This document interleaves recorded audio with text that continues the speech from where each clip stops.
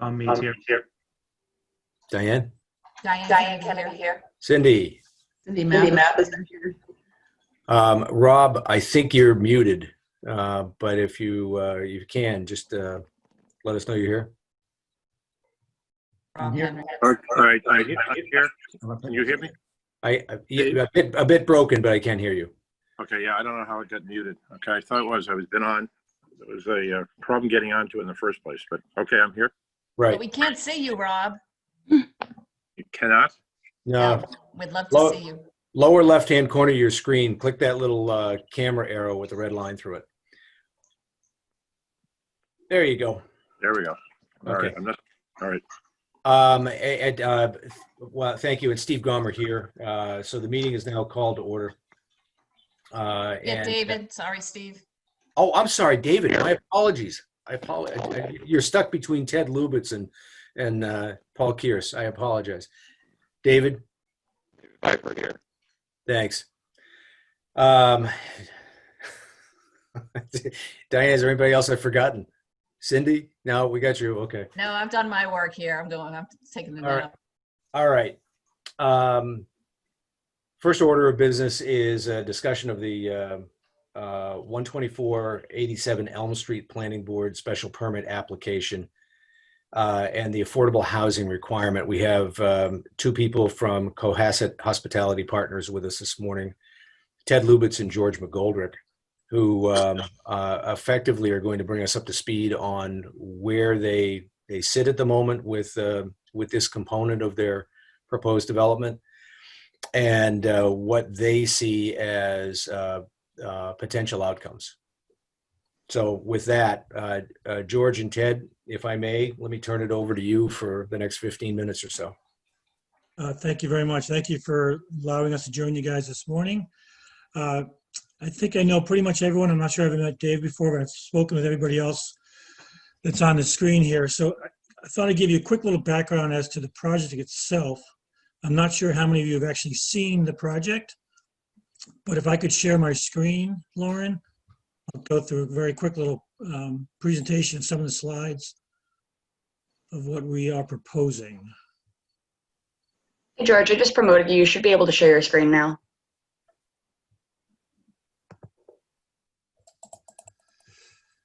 So I'm going to go through this kind of randomly, but this is the project that we're proposing to the planning board. We're officially in front of the planning board and have been for a couple of months. We've had 3 or 4 meetings with them. Obviously, being such a large project, we have a lot of different issues we're dealing with, everything from the complying with the zoning to neighborhood issues to some traffic patterns, parking, resiliency because of the closeness to the water. And we think we're making good progress with the planning board. The last meeting, we did discuss and start to talk about the inclusionary zoning, affordable housing component of the project. And although we don't have a definitive answer from the planning board, I do believe that they are, like us, believing that this is not the proper place for affordable housing within a luxury condominium for a number of reasons, but most specifically, it's that the affordable units would not be able to control their destiny. If they're part of the condominium, even though they would have a lower price point in and a lower fee, down the road, the market rate condominiums could determine to do things to the project that would incur cost across the whole board. And so we're trying not to set up the affordable units for failure. We've spoken with a few people on the board here. We've spoken with a number of other towns, Habitat for Humanities. They all seem to agree that it probably makes more sense to do the affordable off-site. The bylaw allows us to do that. The bylaw says that either we create the units on site or we pay a payment in lieu of to the housing trust. The issue that the planning board has is that the language in the bylaw doesn't set a number for what the payment in lieu of is. It's kind of a formula that's difficult to determine. We've looked at other towns. They've had the same issue in terms of trying to understand how to work the formula. We did find 2 similar towns to Cohasset both both sort of waterfront, Duxbury and Swampscott, where they have almost the exact same language in the bylaw in terms of off-site.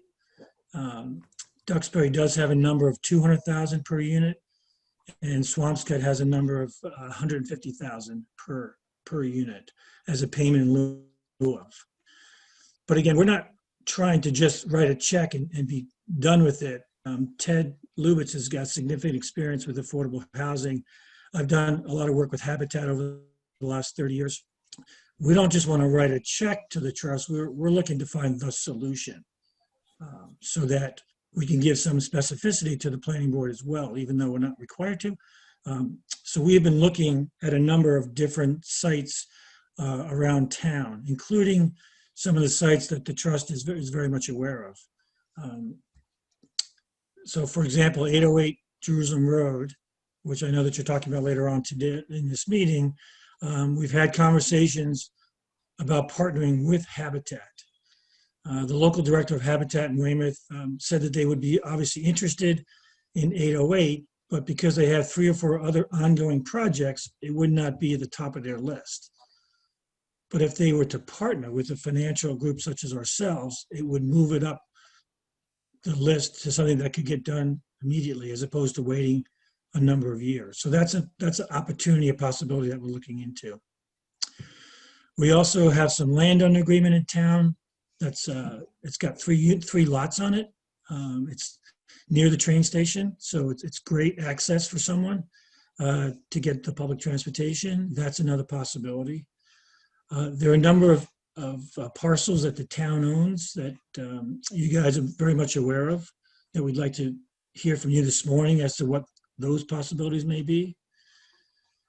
But again, the goal is not just, again, to write a check to the trust and walk away. The goal is for us to work with the trust and the steering committee to actually determine and get these units up and running as soon as possible. So a couple of questions that we have for the trust and the steering committee are, where do we think we're going to be in the census? How critical is it to get the number of units? So we're supposed to do 3 units. Our project right now is 29 units. So the bylaw says that for every 10, and you round up, you have to provide a unit. So if we're at 29 units, we have to provide 3 units. So one of the questions I have is, how critical is 3 units getting into the SHI this year versus just getting them done? Where is the town on the whole issue of meeting the 10% criteria? And then the last question I have on that is that assuming that we can get the units identified, how quickly, if we had to go through a comprehensive permit, could that happen? Okay. Just on the outset, who has any questions?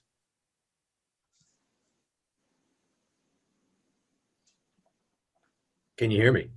Yeah, Okay. I was waving my hand frantically because my question was, how many units are you required? But you answered that in your last couple of statements. So you would be required by bylaw to create 3. Correct. It's 1 for every 10. Well, the bylaw says that once you create 5 units, you have to provide 1 for every 10. And if you did 21 units, you'd still have to do 3. Okay. We actually have 4 units already on 87 Elm that we'd be taking off. We're not going to argue whether we should get credit or not for that, but so we're looking in at least 3 units. And obviously, if we can get creative and to do more, that's one of the things we're looking at as well. But at the end of the day, obviously, we have to provide the units or the money to do the units. And whether it costs us $1 to do that or $1 million shouldn't be the issue. The issue should be getting them done. What's the need? But of course, it goes back to, it's got to be financially feasible for the whole project. And that's one of the risks that we've taken, spending all the money we have, putting all these plans together, not knowing what this line item is going to be for us. So that's why it's another reason we want to help solve the problem, so that we just don't get told by the planning board that the number is X and the X is 5 times more than what we think it is. So that's why we've looked at other towns to see what they're doing, and that's kind of where we're budgeting what other towns have done. Just a quick follow-up. When you were talking, I mean, I was thinking about the 808 Jerusalem Road. And I'm not a planning person, but my thought is, just realistically speaking, that could probably only accommodate two units. Correct. So in my mind, I would love to kind of focus a conversation someplace else. And I think Paul and Rob from the Affordable Housing Steering Committee probably knows better than I do about what actually the needs are and what, how quickly we need to get units onto the rolls. Just one response to that is that 808 could be part of the solution. So we could do 1 or 2 at 808, because 2 units might not even work there, although Noreen Brown did say that they found an affiliate that had a similar duplex that would probably fit there perfectly. So she's looking into that. But we realize that doesn't get us to 3, so we're looking at that plus other opportunities. All of this becomes a matter of our consideration for a couple of reasons. One is immediate, one is longer term. The immediate piece is we need units, right? And 808 Jerusalem, there's an assumption, a broad assumption, I think, within the committee, and it's probably accurate, that the RFP that we put out would be favorably inclined to respond positively to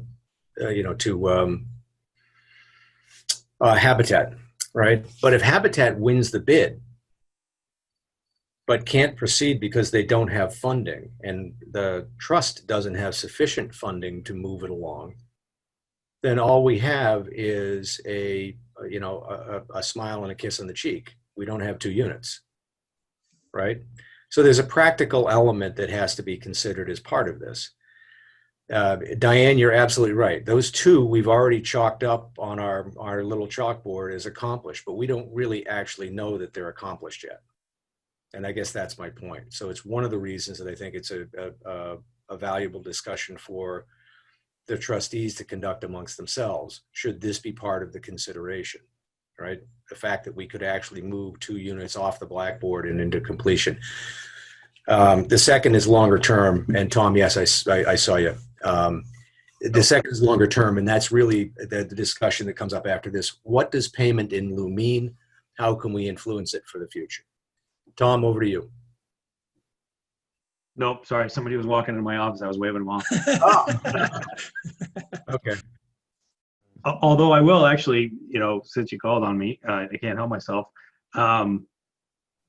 I would agree. I would say, it would be part of the entire RFP process. We'll get some number of responses, hopefully more than 1, which would include Habitat with or without, Cohasset Hospitality. And the strength and timing of all those responses would be considered as part of who moves forward, right? So I think these guys already know, that it's more than just 808 anyways. If they decide they'll partner up with Habitat to make that bid stronger, I think that's great. But it would be, one of a number of considerations, hopefully, like I said, for potentially more than 1 proposal. Okay. Cindy, I saw you go up too. Is it a question?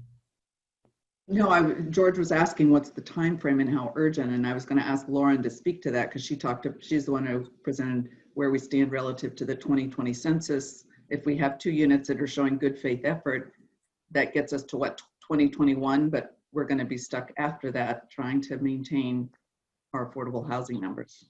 But it was Lauren who really had the numbers down.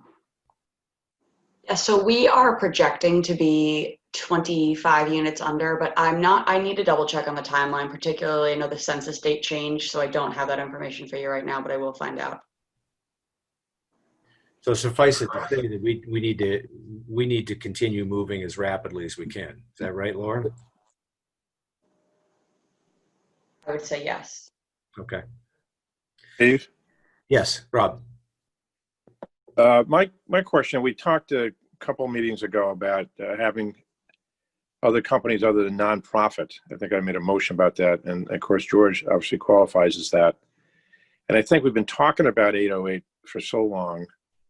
And then this thing with the habitat, which would be terrific for them to be involved, but if they are not going to put us anywhere near a priority, yeah, we're going to be lingering. So, I mean, I think the collaboration between, you know, George and them, if we can get it going right away and show the town and everything that we are a committee that's taking action. I think that's the thing right now that we, because of the, won't go through all the reasons why we're a little delayed, but, you know, if we could do something right away on that, and I don't think it matters whether it's 1, 2, and obviously you can't do 3, but just to get moving on this, if George and the company are willing to help, and the fact that they're already part of the town and what they're doing, I think it would be a real good initial thing to get going.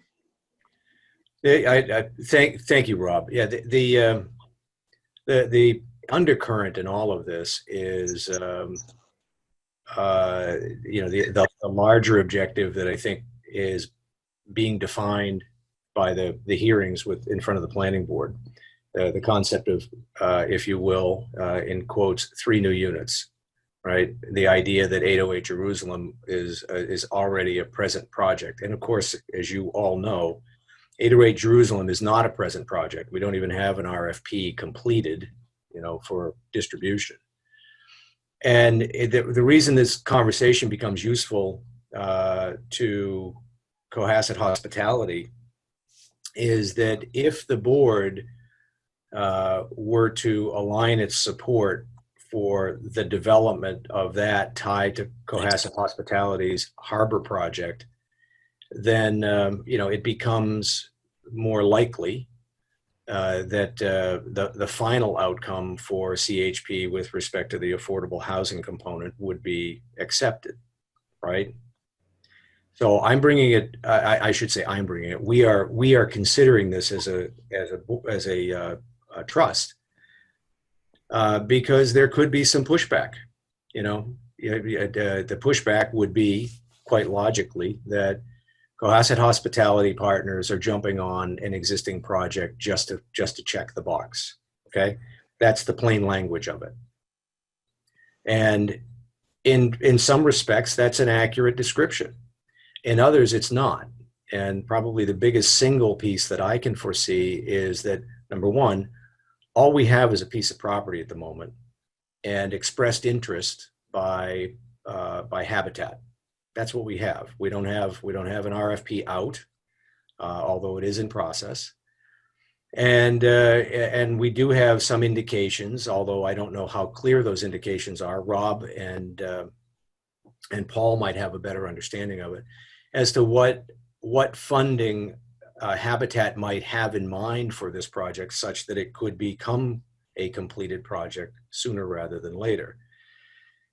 And in separate conversations, and George alluded to this just a few minutes ago, they've had separate conversations with the steering committee about potential development of other sites that would lead to their completion of units. And ultimately, that's what we're looking for. We're looking for completed units. So that's the purpose for their being here today, is to gauge the trustees' view of the meaning of their engagement with 808. Is it something we encourage and want? And along with that, what would the trustees look at as options, as attractive options for completing, at the very least, the 3-unit requirement, or anything more? Okay.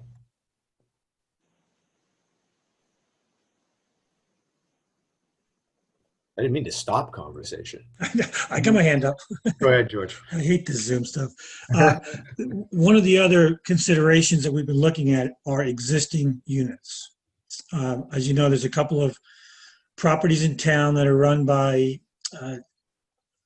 town agencies, historical, lightkeepers, et cetera, that have units. The problem we're finding with those units is that in order for them to count, and we're not sure about this, and that's why I'm throwing this out to you guys as experts, the problem that we're finding is that if one of those groups decided to take the units and deed them properly, is that the existing tenants, you can't do it with the existing tenants would either, even if they qualified, because they didn't go through the state process, may not be added to our SHI. I don't know if, I've heard conflicting information on that. Paul and I have had some conversations, but Ted Lubitz has also had some conversations directly with DHCD. So that obviously would be the quickest way to get units counted, is to deed restrict them, make a payment to those societies or whatever. But we're finding problems with the two issues that the others are having, is that they would kind of lose control over who goes in there. But more importantly, if there's existing tenants, how are they dealt with? Because obviously we're not interested in kicking out existing tenants. Steve, question. Yep. Yeah. I guess I want to kind of dumb it down a little bit. You know, from my point of view, the most important thing is to get units on the rolls as quickly as possible. So one question I have is, when does a unit count? I think that's a Lauren or Affordable Housing Steering Committee. And does that mean when there's a certificate of occupancy, or when something's kind of on its way? And then secondly, I think that from the perspective, and I haven't been to any of the planning board meetings on this topic, but my guess is that they are going to be more willing to accept, even with our support, something new that's not already on the radar. So trying to find a way to balance what I think might be kind of a lopsided equation is probably going to be our challenge. I think that sums it up. That's hardly dumbing it down. It's just like the get real stuff that I like to bring to the table. Tom? Yeah, I think if we can maybe just try to put a bow on 808 Jerusalem, I think the easiest thing to do is put that out for RFP. And if it comes back with a win by these guys in Habitat, nobody can say anything. We went through a public process. We selected the best, and most ready option, and they get credit for there too. I don't, whether it was already in the pipeline, whether it was a pipe dream or real, none of that would matter once these guys, hypothetically win the RFP process. Those have to be counted. And then I had a follow-up question actually for Ted. So George mentioned you had some discussions with the HCD about the whole tenancy issue. Can you actually tell us a little about that? I don't think anybody probably has any better information than you. Yeah. Yeah, so their concern, obviously, and ours is too, is displacing any existing residents. So obviously, you don't want to impact other people. So their concern would be if we were able to acquire a unit that had, and deed restrict that unit that had an existing tenant in it, even if that tenant were to qualify. And also, to put something in perspective, a family of four who would qualify for this type of housing would be earning about $96,000 a year. That's obviously adjusted for household size. But I imagine that a lot of the people who would be living in the Lights Keepers or the Historic Society or other rental properties in town might qualify for that. So the question posed to DHCD was, if we were to acquire one of those units and those residents did in fact qualify as, under the 80% AMI limit, would those be deemed on the inventory? And their concern was that most likely not. They were checking with fair housing, but they thought that it would likely violate fair housing because it didn't go through the affirmative marketing plan. And that's one of the things. I'm sure you guys have now fully up to speed on the process associated with affordable housing, but there's so many different agencies and regulations involved that you really have to make sure you're checking all of the boxes. And Tom, I know you're very familiar with it, but that is one thing. And the Affordable Fair Housing Marketing Plan that needs to be approved by Fair Housing and DHCD might not be able to be in effect at that time because you aren't able to take it through a pure lottery. So that was their concern. Like I said, they are looking into it with their attorneys and checking with Fair Housing, but that's what they raised. Hey, Ted, is it fair to say that there's no such thing as a grandfathered tenant? That seemed to be the direction they were leaning. But again, they also similar, so they fully understand the challenges of developing affordable housing in high cost communities. It's one of the reasons that a lot of these communities are in this situation. So they're really willing, able, and want to help, and similar to what George was saying, be part of the solution here. So they pretty much said, bring us ideas and we will get back to you right away. We want to help the town. We want to help everyone create this housing. So whatever we can do to do that. I mean, they're not looking at this as a black and white thing. They really want to make sure that, that it's accomplishing the goal and helping the town.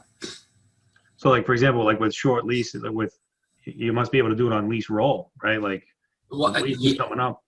Yeah, I mean, DHC, and that's a separate issue. DHC doesn't want to see a tenant displaced. So, you're talking about fair housing and then you're talking about CHCD, but I agree, Tom, you would look at the lease and see those leases roll, and then you take it through the affirmative fair housing marketing plan. I did confirm, obviously, I think all of you are aware that you can have local preferences up to 70%. So, if you have a couple units that more or less guarantees local preference, you can also put on other types of preferences on top of that. You can have veterans preferences, et cetera. So, but again, DHC wants to have the discussion and be part of the solution as well. Diane, you had your hand up, and George. Yeah, I mean, Rob, I see you. And I'll make it quick, but it just seems like that's just like such a complicated way to, there's so many hurdles there. And if I were deliberating on this, I would be like, well, is it going to happen? And what ifs and what ifs? So I think we need to talk about things that we can do like today to move our priorities forward and support this. And Tom's point about issuing an RFP might be one thing we can do almost literally today. George, I'd recognized you before, but Ted's also got his hand up. You two want to wrestle over this? I'll let George go. I think we're probably going to say the same thing. So, Diana, the quickest way, I believe, is that if there was a 3-unit empty apartment building or house that met all the criteria locally, that that we either bought it or paid the current landlord dollars to deed restrict it, that is the quickest way to do it. And we are talking to a couple of landlords. Unfortunately, almost everything is occupied. So that's just one of the hurdles that we're trying to get over. So example, if anybody knows of any units in town that are unoccupied, that we can talk to the owner about putting a deed restriction on and paying them for that, that would be the quickest way to get it on the inventory. And go ahead, Ted. Sorry, just to follow up on that. The other quickest way would be through a comprehensive permit on vacant land, because once a comprehensive permit is issued, those units, even though they're not technically built based on our reading of the DHC guidelines, actually count towards the subsidized housing inventory. So at the moment that the permit is issued locally, those actually count. So that answers Diane's questions earlier about when do they count. So if you look at the DHCD guidelines, it says a unit can count when a comprehensive permit is issued, or a certificate of occupancy, or a building permit, or a certificate of occupancy. It's the earliest stuff. It's the earliest stuff. So obviously the permit would be the first thing if you did a comprehensive permit. Yeah, any one of those shows commitment. Correct. Okay. Rob, you had your hand up too, and so I was sure I recognize you. So maybe circling back on a couple different things here. There were some questions about how Habitat usually works. Normally, they would expect some sort of down payment from the trust or from the town, probably in the neighborhood of $30,000 to $60,000. And then they go out and fundraise, so that fundraising, depending on how successful they are, they're going to need about $200,000 to $300,000 for the project, most likely. And that can take a year or so. So that's kind of the time that we're talking about. As for what I've heard other places have done with existing tenants is, you can put the deed restriction on when that tenant decides to leave, not force them out on the lease. However, that doesn't count into your SHI until that person actually leaves. So it's units that you're going to get, in the future. Like, people tend not to rent forever, but you do always have that risk. I think George mentioned this. I think the big concern with a lot of this is you lose control of who goes into your place. And so I think that's just something that there's a process that the state goes through and they pick, who's going to be there. You don't get to interview them. I think that, as Ted mentioned, can partially be helped if you have preference, but preference also, just so everybody understands, just means if somebody with that preference, applies, they get to go in first. If nobody with that preference applies, then you're going into the back into the random. So preference doesn't hold the door open. Right. Yeah. So it's like but you can definitely have it. The last piece, and maybe you guys know this, and just because I've been hearing some things, is on the bylaw it says that the planning board may take cash in lieu. So I know that there's always they could just say, nope, we don't want cash in lieu. So I do think that's something for the trust, if you want to advocate that for something different, than cash in lieu or for a different thing, that's still up to the planning board. So that would have to be a discussion with the planning board. They could just, say, nope, that's not what we want to do. So I just think that's important for people to keep in mind, and why what the Affordable Housing Committee and what the Affordable Housing Trust, recommends is probably very important. Okay. Ted, you had your hand up before. You want to add? Yeah, I think that's something that Rob just mentioned about the local preference. And one of the things I think that Habitat does such a great job is they actually bring the family through that process, and they're truly experts at it. And that family is truly committed to the property as well, given the structure there. So I think that that's a really great story too, because it's not just random. It's somebody who really is in need, who wants the housing, and who demonstrates that and works hand in hand with Habitat. And Habitat also is able to provide the resources to those residents that, quite frankly, George and I aren't able to provide, right? It's how to finance it. It's working through first-time homeowner, sort of putting in the proper channels that I think really is important, so that you're not setting people up for failure ultimately. Habitat has a commitment to these families in the form of a mortgage on their home. So I think that's a really important thing, that, you get that service level with somebody like Habitat. Can I want to direct a question to Rob and Paul, the steering committee members who are here. As you look through the possible sites that may or may not intersect with those that Ted and George have their ideas or their thoughts about, where might you see more immediate opportunities beyond 808 Jerusalem? I can tell you that you have basically two choices in front of you. I guess it's new construction or existing buildings, whether they're privately owned or town owned. So if the path of least resistance would be an existing building to be converted, you could look at private entities like the building behind the barber shop along the railroad tracks. It could be apartments there. There's you could take a look at the rec center that the town owns. Everyone's screaming for a teen center. You could put apartments above the teen center. What abuts that teen center is another 1 acre of land that the town owns, that we at one point looked at converting to veterans housing.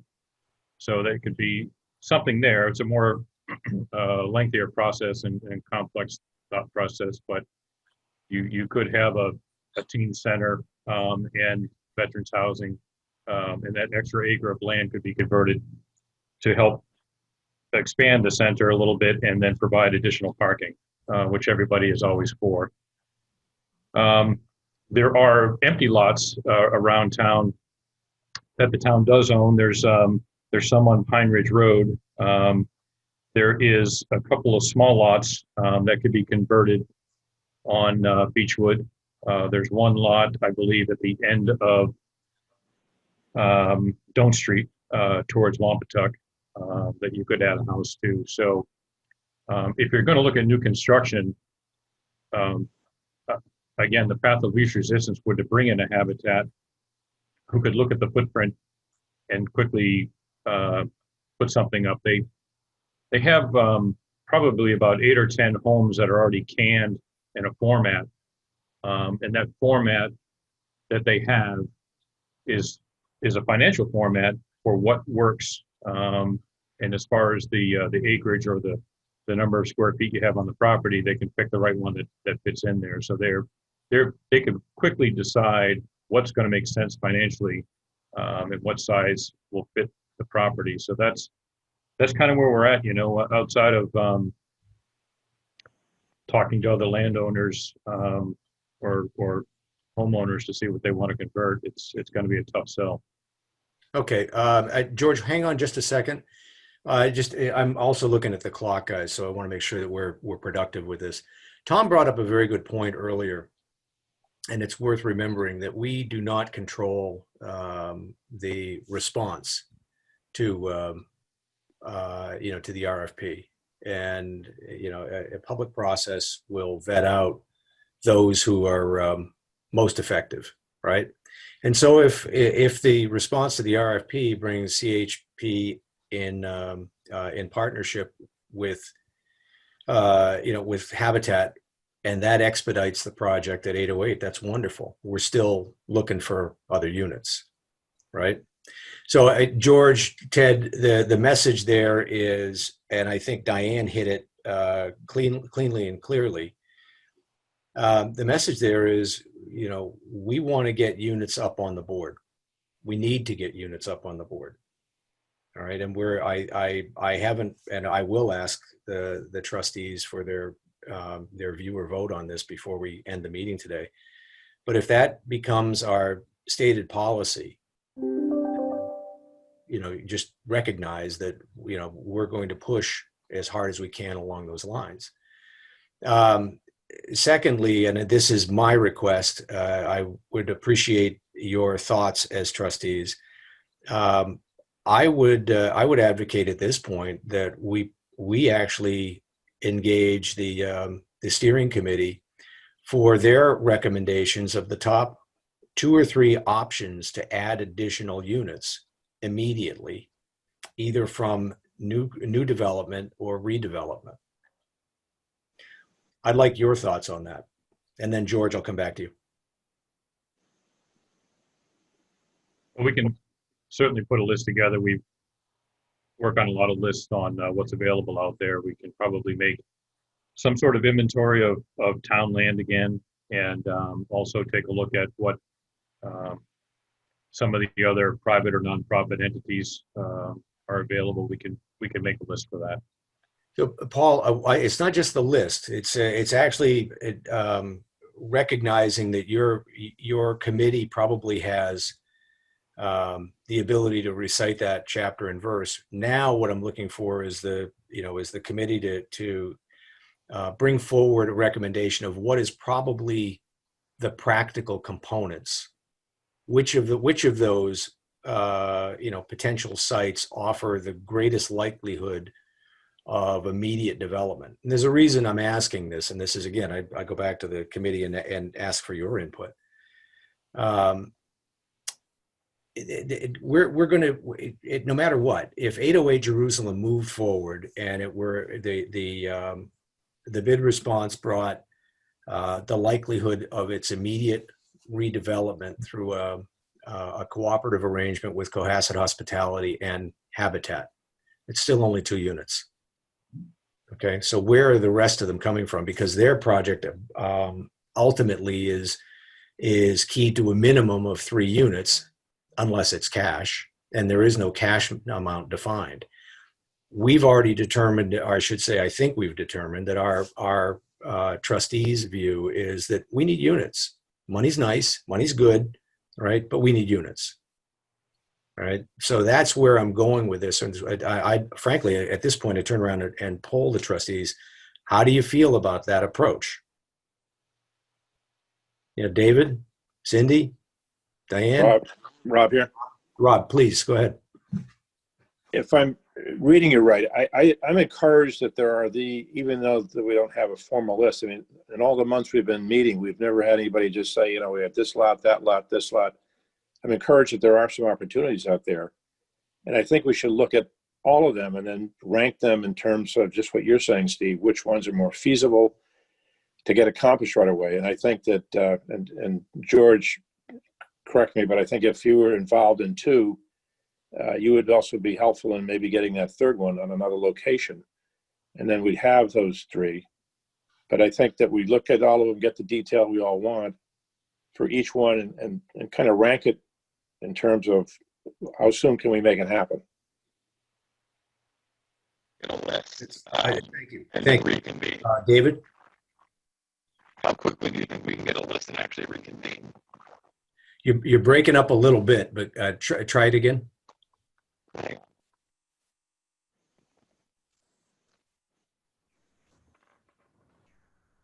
Okay.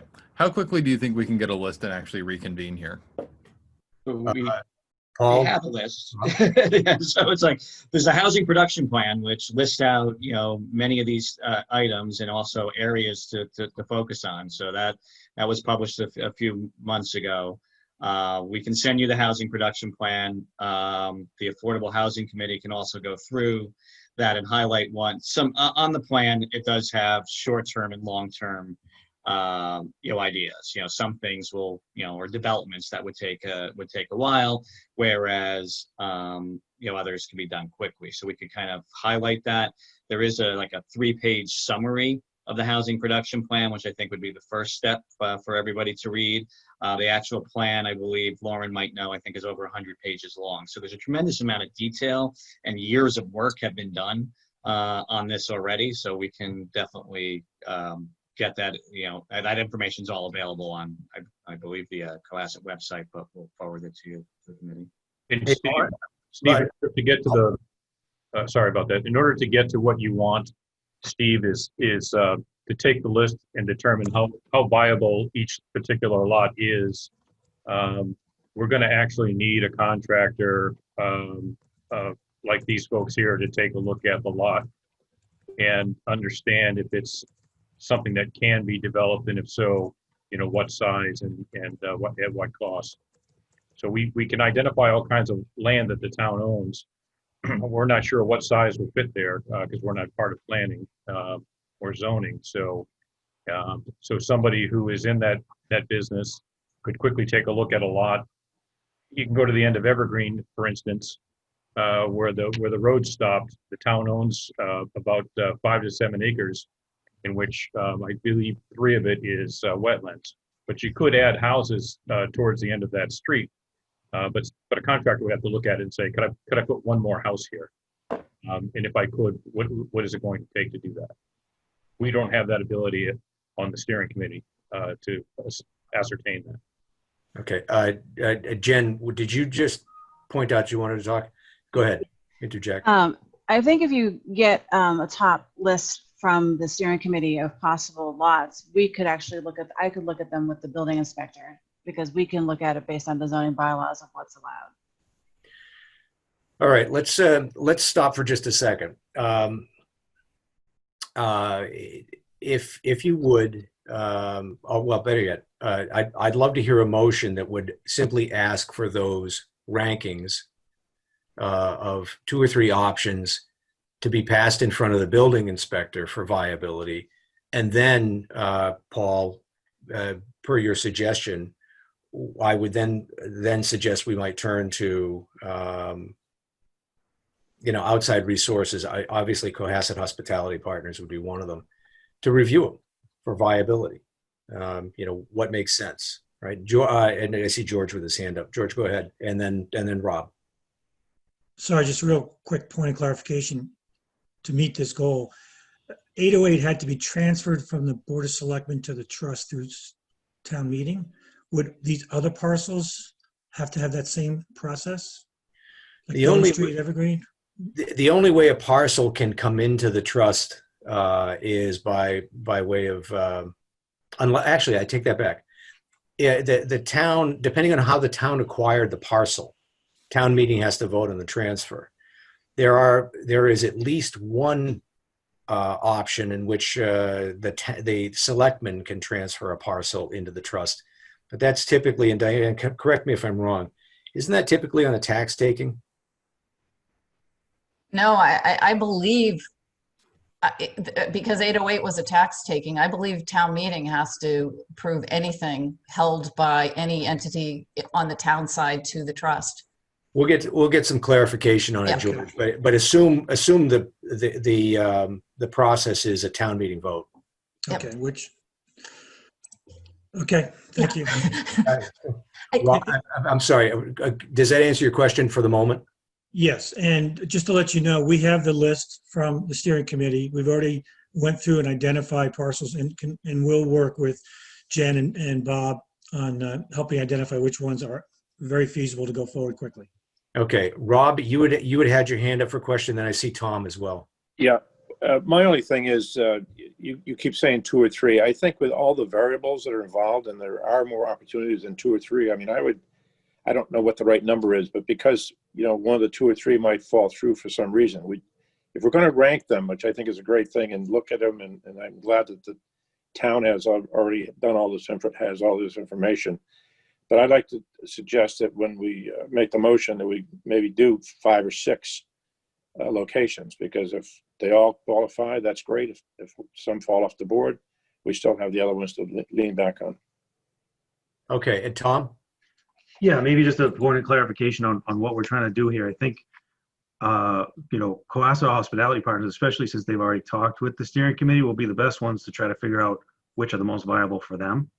And I don't know, Steve, if what you're trying to accomplish and what Rob is talking about seems like the way to go, which is if the steering committee can provide to us, like, let's say top 5, that we would hypothetically go out with our next RFPs on. I think maybe that's where we may want to be directing our efforts, given that, George and Ted are probably ahead of us, with respect to what's available, what might be doable, and all those types of things. So, and then there are two related thoughts, which are more disconnected to the conversation now, but I want to make anyways. Go ahead. So anyways, so heading towards that motion, I'd say, I would be in favor of, asking steering committee to give us the 5 most viable, and then we can dig in on those, right? We can all kind of together, start to concentrate on the best way to develop an RFP potentially for those 5 possibilities. And then naturally CHP is going to continue to do their thing, and they'll come at us with what they think is, sort of most viable. And then a couple of things I just wanted to flag that again are connected to this. We do have later on the agenda, we're going to be making some moves towards adjusting, potentially amending bylaws. And I think this payment in lieu bylaw is one of the things we will certainly consider. I think we need to start to think about this as George and Ted are asking for some clarification. I've been beating this drum for a little while now too. There are things that we need to do on sort of back here, higher level, that need to set the stage for this is going to be something hopefully that happens now, right? These guys have an awesome project down the street. They need some clarity. Hopefully there are other groups or these guys have other projects right behind this where we're going to be having this conversation again. So we need to set the stage from kind of a higher level. Understanding what we want to do with the bylaw as it relates to the payment in lieu. I think we want to take that optionality language out, right, of planning board's hands and say, yes, we will accept payments in lieu and or provision of units off-site, something that needs to be discussed at some length. We're not going to solve it here, but I just want to kind of put that out there. It's in my notes for either later today or if that agenda item gets kicked with respect to the AHT suggestions on how to amend the bylaw. And then I wanted to circle back to something that Ted said. He seemed to be asking us for help, or George was asking for, timing of a comprehensive permit. And here's my, not down in the weeds on this part of it. What would the AHT be able to do, on that? What are you asking us to do? Are we able to affect that timing? What does that process look like? George, Jen, Ted, I'm not sure who the right one to answer. Lauren would be, give us some direction on that. Who wants to field that one? Is it regarding the process of a comprehensive permit? Sorry, the actual question was, if George and Ted are looking for the Affordable Housing Trust help with advancing a comprehensive permit application, what, if anything, are we able to do on that front? So that falls under the zoning board. So, I would work directly with the applicant to file the comprehensive permit. If any of these lots we see are, have some nonconformities, that you can go to the zoning board for a comprehensive permit for waivers. That's why it's and it is a friendly 40B. But it also depends. You can go as a comprehensive permit or a local action unit. It would be determined once you want to know what you want to do in the lot. Comprehensive permits can take, if it's a really good plan, it could take a few months. The one I've done took 21 months, but that was a difficult lot, and there were some neighbor issues. So those are just things. I mean, I can certainly sit down and go over the process. Any comprehensive permit, we would bring in counsel on the zoning board, so there'd be a lot of support to help. But I don't know what the trust could do, to be honest.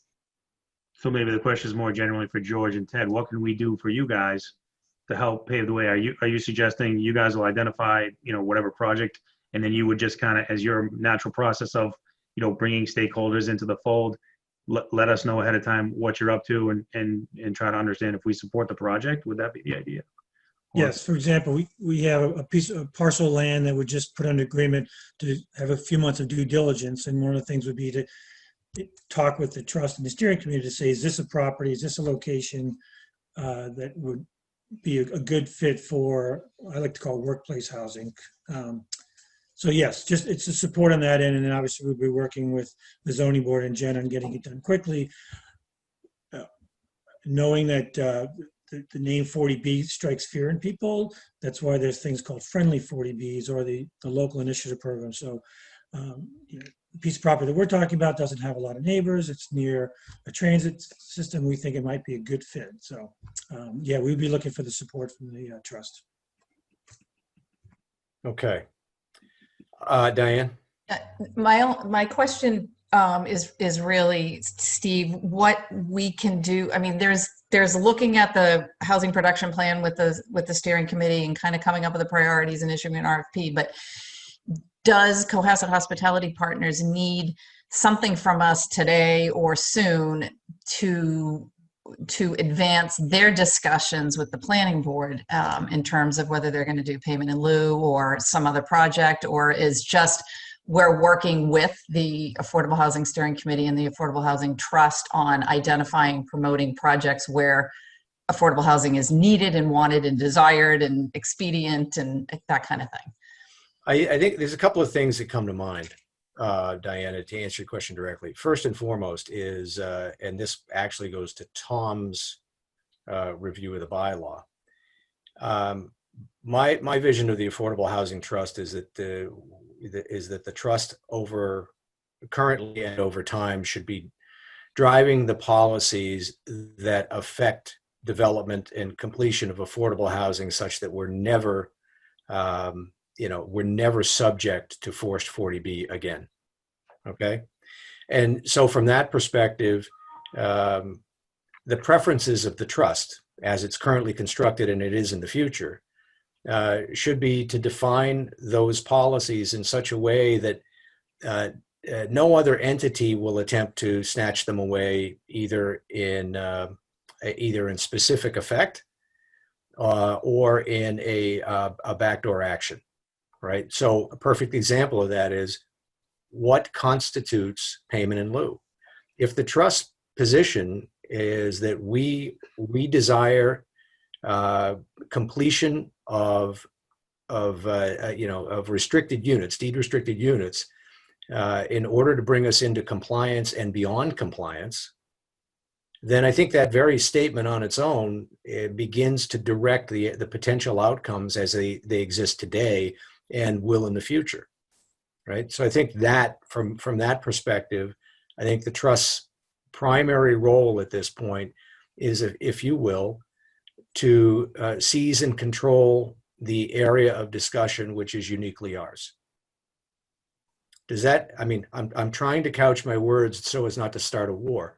But the fact of the matter is that the trust exists for a purpose, right? The planning board also exists for a purpose, but the planning board does not exist for the trust purpose. Does that begin to make some sense? Or answer your question? Either one. Well, I was going to say it makes sense, but it doesn't necessarily answer my question. I think it's a specific action. Among the things that we can do today are number one, I will ask for a motion for specific actions on additional development opportunities in just a minute. The second is to express in writing and specifically to the planning board our position as we might vote on it. Now, I'm not predetermining that position, but I am suggesting that from my perspective, that position is, is that we support the creation of units as expediently as possible, as opposed to simply writing a check. In order to do that, I think we have to have a viable plan for that unit creation. And in order to have that viable plan for the unit creation, to take it back to Tom, is, we've got to turn back to CHP and say, look, guys, at the very least, you're looking at 3 units. Where are those going to be? All right. And knowing that we actually have some executable plan to complete 3 units, we've done our role in creating them. And we've also answered our own question to CHP. How can we help you move this forward? Tom. Maybe if I can, sort of from the top down, the way I see it is we'll make a motion, we'll have some discussion, and eventually we'll put forth some bylaw amendments that'll clean this up in the future. We're also going to ask the steering committee to provide the top 5 or 6 most viable units immediately. And then sort of, it feels like the other thing is bottom up, ask CHP to come back and I think, the discussion you've heard here is, partner up with Habitat. I'll speak for myself. I don't view it as problematic that 808's quote unquote already in the pipeline. If that satisfies 2 out of 3 units they have to bring, I don't have some fundamental problem with that. And then they're part of the discussion will be advanced, like we talked about. They're going to be the best ones to know, what they can do and where they can do it. Okay. Any other questions? All right. I've got one thing. Jen or Lauren, would you just send out the links to the trustees for the executive summary and the housing plan once again, just so that we each have them or each have the direction to them on our own? Yes, we'll send that in an email. Thank you. All right. Is there a motion, Tom or Rob, with respect to review of other parcels? Yeah, I'd make a motion to request from the Affordable Housing Steering Committee to provide to us the list of their 5 most viable properties beyond 808 Jerusalem. So 5 additional properties that, based on their current review, not any additional review, so it can be done relatively quickly, based on their current review of the list of town-owned and likely developable properties, to provide to the AHT the 5 most seemingly currently most viable. I second. All right, we've got a motion and a second. Vote by roll call, and I'll go across the top as it appears to me. Tom? Tom, aye. Cindy? Cindy Matheson, aye. Diane? Diane Kennedy, aye. Rob? Aye. Rob, give your name and then do it. Rob Henry, yes. Thank you. David? David Pfeiffer, yes. Okay. Steve Gomer, aye. Passes unanimously. So George and Ted will get to work on this. I will poll the board at the moment and ask you if this can come back to us with some expedience. Is it likely that we could pull together for a special meeting outside of cycle a discussion of these projects with Cohasset Hospitality as a single topic conversation. My thinking is it might come up in 2.5 weeks or so. Yes, we're available, obviously. Yes. Okay. Diane, I know your meeting schedule is packed. I'm okay, but I'm not going to be okay in 10 minutes, just FYI. So, Got it. All right. So that's thank you all. We're going to move on to our next agenda item. Actually, that's we have covered elements of the payment in lieu discussion. Apparently, this is going to take a bit longer for us. So I'm going to ask the board, is it okay to move on to the update of 808 Jerusalem? Yes. yes, please. Yes. Okay. All right.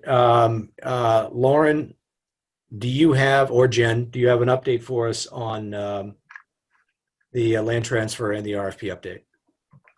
I can give one if that's okay. Sure. Please. So I met with Michelle Leary quickly last week. I don't know if Mr. Jeffers, I think he left. No, there you are. So you've been working with Michelle, correct? And Yes. so I know she knows that she had to get something back to you, but that RFP is close to complete. And then it will go to our legal counsel. And then as far as the 808 land transfer, I sent that information to you, that we have the deed written up. Carol St. Pierre is back in town this week, so I had to get 2 certified votes to get off the Cindy. And then I believe it's very close. Jen, On both could you repeat the last sentence? You just blanked out. I know something's going on with I have to get 2 certified votes, one from town meeting and one there's just 2 different votes I need. I have to look it up from the selectmen, actually. So I have to get the 2 votes, one from the selectmen, one from town meeting regarding 808, get those certified by the town clerk and get those to Cindy. And then the new deed giving the 808, transferring it, can be filed and completed. Okay, great. Questions, anybody? Just a timing question, Jen. When would that be ready for the select board to do that vote? So the vote was already done. We're supposed to transfer it to the trust, so we're good there. Okay. And same in town meeting. So I'm going to be talking to Cindy today or tomorrow to get an additional timeline. She got the information to us Friday, so we could report on it today. And I will send an email out to the trust with the full timeline after I talk with Cindy. And Okay, so no action is needed soon by the select board. no. Okay, good. Okay.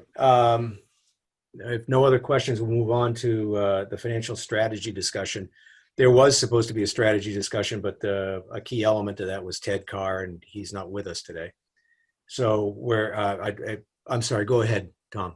Well, just on 808 Jerusalem, we got an update on the land transfer, but not the RFP.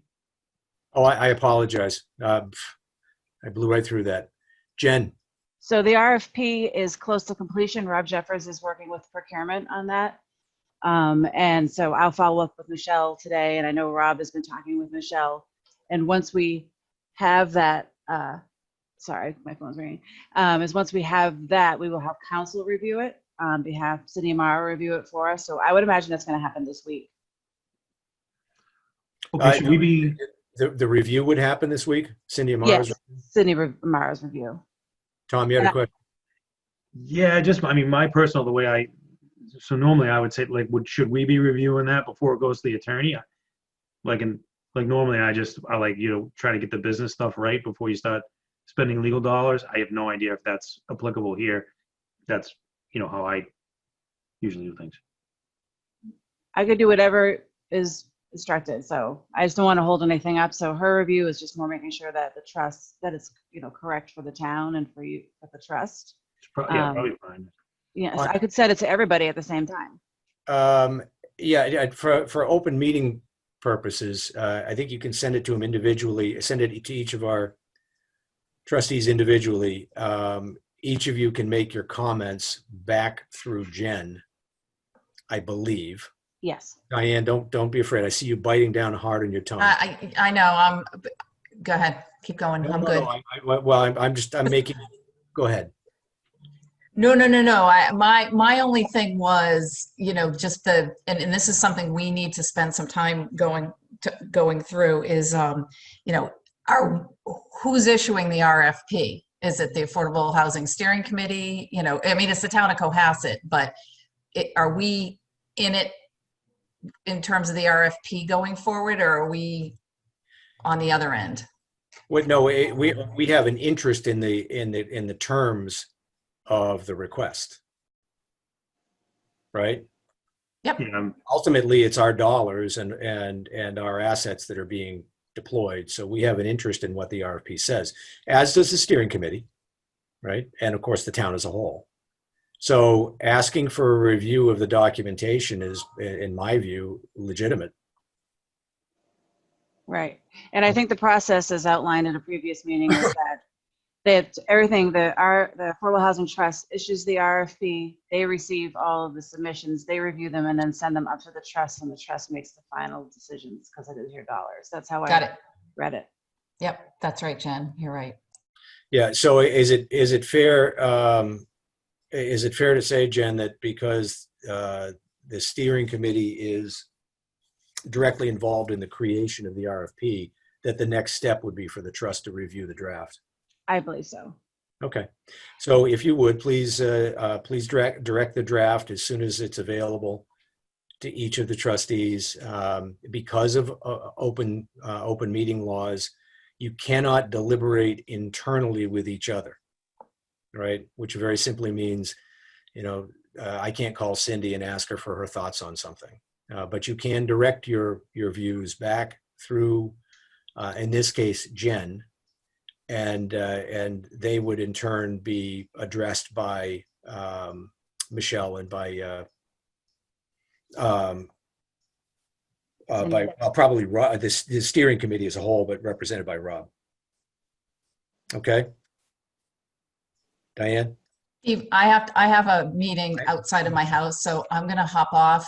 If you get to the bylaw discussion at all, I just wanted to let you know that we are not planning to have a special town meeting unless there's some kind of an emergency matter. So any town meeting action is likely not going to happen until April, late April or early May. Yeah, that's going to be a jammed agenda. Okay. I'm going to poll everybody.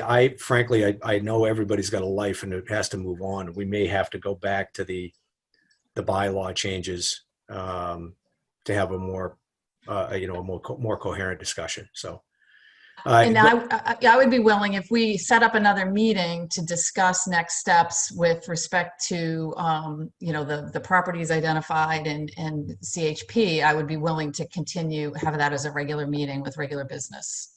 Yeah, you're getting a couple of thumbs up around here. So good. Okay. All right. Tom, you had a comment. Yeah, just on that, I can circulate ahead of the meeting like a pretty comprehensive. I'll tighten up what I had as my notes and put it in the form of a memo to the board, and then I'll send that to Jen, and that can be sent out as prep ahead of the next meeting, so the discussion will be more efficient. It won't be the first time you're hearing some of this stuff. Okay, great idea. Thank you for that, Jen. So you'll also distribute the notes, Yes. and the discussion points that Tom's put together. So if you're all in favor of it, we will push the bylaw review and possible changes to our next regularly scheduled meeting, along with a more in-depth conversation about payment in lieu. Make sense? Agree. Yeah. Agree. Okay. Thanks, Jen. No problem. And then when we do that meeting I think makes sense with the bylaw and the payment in lieu to have Cindy and Mara there. Fine. Okay. That's good. All right. Diane, I know you got to go, so feel free to ring off. Thank you. Thank you. Thank you for your patience.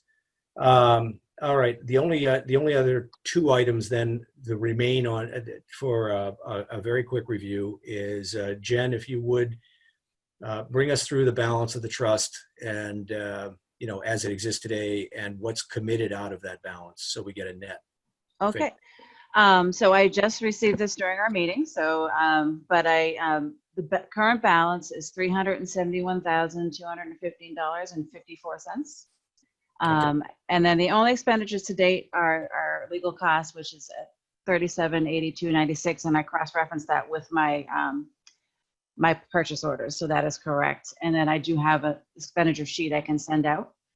So the only future costs right now would be Cindy's time. Then I don't have an estimate on that she's done on the final transferring of 808, and then when we do the RFP with her and her time at meetings. So those would be I don't know what those were costs, but right now that's the as of today balance, the 371,215.54. Okay. All right. So generally, our cash position sounds to be in pretty solid shape, somewhere around 365, 366. We will be bleeding some of that down with legal fees, and we'll get much deeper into that in future meetings, and as well as a larger discussion about how we continue to feed funding back into the trust, both in property and cash. Questions? Tom? Just, Jen, if I could ask you to send me in Word a copy of the final declaration of trust. The only one I could find in my emails was a marked up version. So The declaration of trust? Yeah. I'll look and see if I have that in Word. I know that we got it from Cindy, so I'm sure I do. The declaration trust or the bylaw? No, the DOT. Okay. Yeah, I'll look. I'm sure I have that in Word. And if not, I can get it from Cindy. Yeah, just whatever you have for final draft would be great. Thank you. No problem. Okay. Then final items are administration. Next meeting dates. I'm just going to propose regularly scheduled meetings this time, 8:30, Monday mornings, first Monday of every month. Does that sound reasonable to each of you? Yes. Yes. Cindy? Steve? Yes. Steve? Sorry, Rob, go ahead. Is there any consideration, I don't know the names of the rooms, but I know that when I attended, I guess it was a select meeting, when I was interviewing to become a trustee, that big room there at the, where you had your meetings, where we have that building where we do. The senior center. Is a senior center, but if we have a regularly scheduled meeting like this, wouldn't it be possible to have this in person with a room that size, and we could just social distance and do it? Because it just would be very efficient to do. I mean, more and more people now, whether it's going back to school or, there's ways of accomplishing these things live without having to do it virtual. Is that something we want to consider? It's certainly something we want to consider, but Jen, correct me if I'm wrong, or Lauren, either one. I believe that our buildings are still closed for official functions, right? That's correct. We are now, as of today, opening up by appointment only. And we obviously, if people come to our doors, we knock them, but we're still following the social distance guidelines. Could we have the meeting there? Yes, but we're not doing that right now. Public safety reasons, because we can't control, it's a public meeting, we can't control I don't expect us to get a swarm of people to our meetings at 8:30 on a Monday morning that we don't even have any attendees, but we need to kind of treat, if it's dire and you want us to do that, we can do it. Chris said we can make anything work, but I personally feel more comfortable doing it this way, so I don't know how everybody else feels, but just with everybody going back to school, and colleges, I feel things are not going to get better. So I don't mean to be a negative Nelly. I wish we could meet in person. Trust me, doing planning board and zoning board meetings this way, not fun, but we get them done. So, Rob, but Jen, just consider, Jen, we're not going to have an in-house party there, which is what's going on with the colleges. So. I appreciate that, but if we open up that building, then we have to clean it, and there's a lot of other things that we have to consider. Yeah, I recognize Cindy, by the way. I'm just going to say I would not be comfortable doing a meeting in person anytime soon.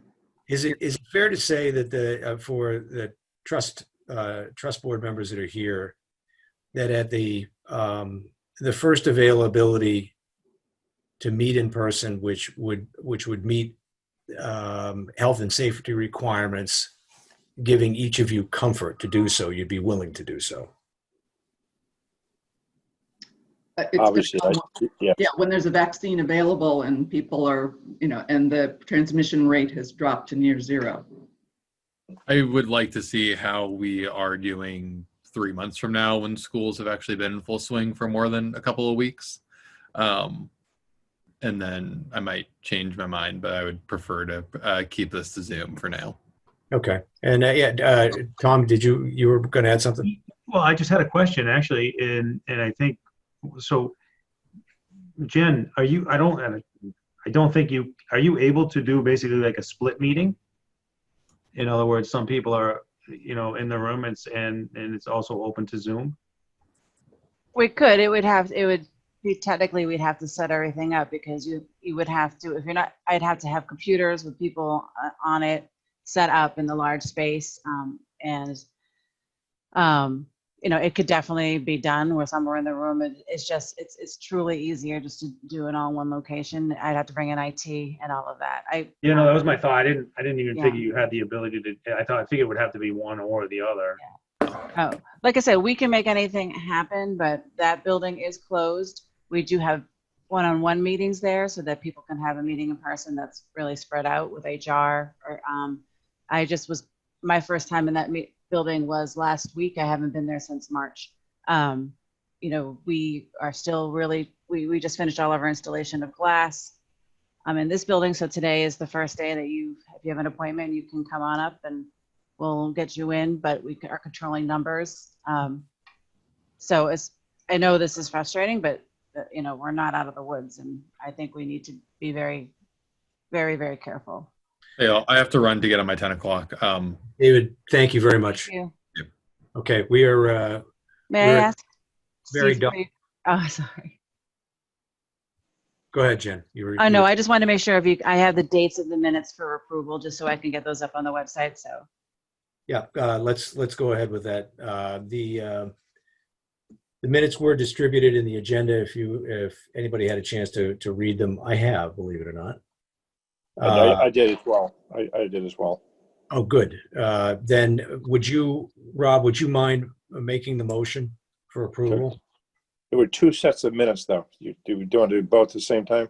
You could do both at the same time, and the dates are May 26th and August 10th.